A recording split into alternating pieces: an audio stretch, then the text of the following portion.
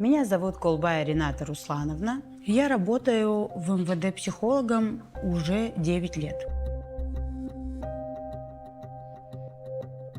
Работа с подростками, она всегда актуальна, так как подростковый период – это сам по себе очень кризисный период. Чаще всего встречаюсь с подростками, которые столкнулись со сложной жизненной ситуацией. Тут очень важно расположить к себе подростка, создать безопасную атмосферу, чтобы подросток мог открыться, мог рассказать о своих переживаниях, чтобы мы могли организовать для него необходимую помощь.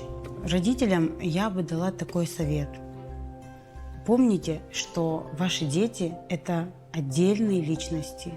Тут очень важно интересоваться тем, что интересует вашего ребенка.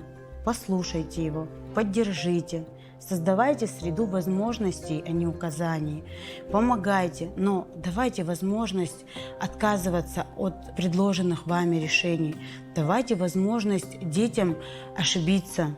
Ошибки – это нормально. Есть ряд критериев, на которые, например, можно обратить внимание, если ваш ребенок вдруг перестал успевать в учебной деятельности, если он задерживается, не приходит вовремя домой, если вы замечаете странности в поведении, если вы замечаете агрессию, чувствуете, что вообще что-то происходит, это не обязательно, что ваш ребенок как-то изменился в худшую сторону, но это повод обратить внимание на него.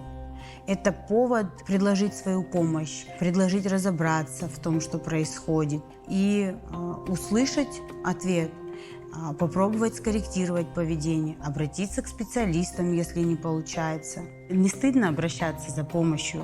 Это, наоборот, будет помощь, которой он может воспользоваться и изменить ситуацию в лучшую сторону.